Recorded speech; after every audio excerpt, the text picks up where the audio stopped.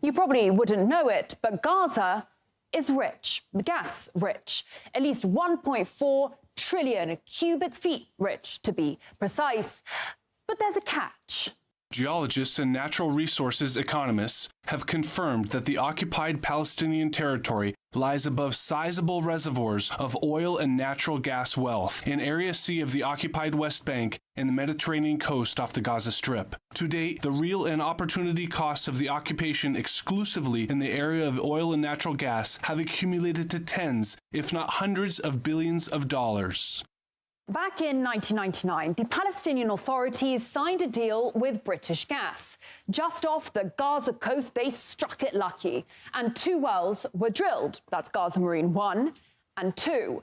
It was a multi-billion-dollar gift from God, an economic boon both home and abroad. This is one of the key messages here today. There will be gas available for export. And from my conversations with Palestinian officials, including President Arafat, it is clear that they have no interest in just sitting on a gas surplus. Fast forward to 2007, Hamas comes to power and Israel launches an offensive on the Gaza Strip, leaving behind 1,400 dead Palestinians, but taking with it the gas fields. Now, within the year, Israel announced the discovery of the Leviathan natural gas field, which did include Gaza's riches, all in all valued at $453 billion. Now, since then, Gazans haven't seen a shekel, or to be more accurate, they have been denied around $47 billion in revenue. As for Tel Aviv, well, it's gunning to become a new hub.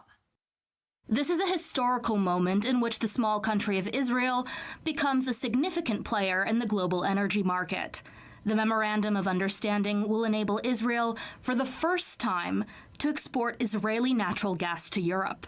And it is even more impressive looking at the significant set of agreements we signed over the last year, which position Israel and the Israeli energy and water sectors as a key global player. Let's just run through this then. At that moment in time, so we're talking 2022, Russian oil and gas was sanctioned. Iranian oil was sanctioned. Syrian oil fields were, and still are, illegally occupied by US forces.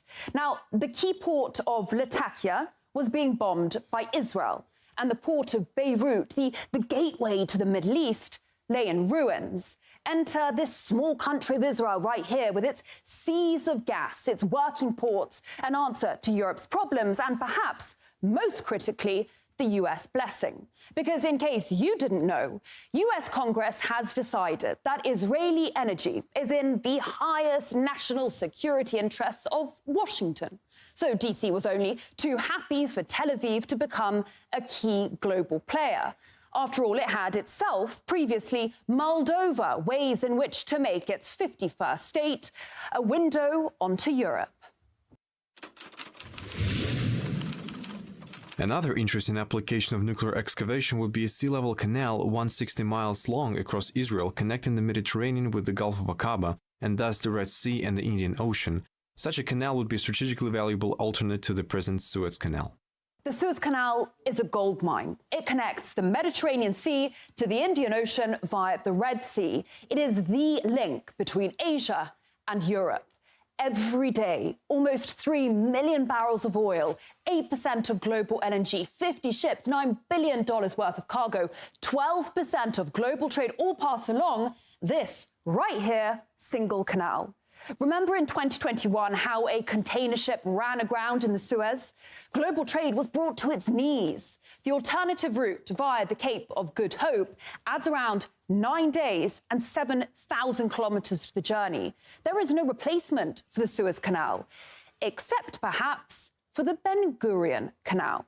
Now, what the US had been thinking about back in the 60s was dropping 520 nukes on parts of Israel, all to build a 260-kilometer-long canal that would start at the Red Sea down there in the port city of Eilat, run through the Negev desert, and pour out into the Mediterranean. Where exactly? Right next to northern Gaza, the same northern Gaza that is currently being bombarded and depopulated. Egypt and its money-making Suez Canal would just be sidelined. The same Egypt that, rumour has it, is now considering taking in refugees in exchange for debt relief by the US. And if you think it's crude of me to talk business during times of an existential war, think again. The winning companies have committed to unprecedented investment in natural gas exploration over the next 3 years, which would hopefully result in the discovery of new natural gas reservoirs.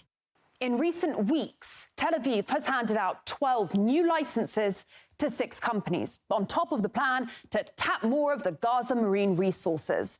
This area is a strategic gold mine. The Israelis have their largest foreign base down the Red Sea, just off Eritrea. And here, a bit further down, Beijing has a naval base in Djibouti, a key piece in its enormous global infrastructure project, the Belt and Road, hated by London, Brussels and Washington alike.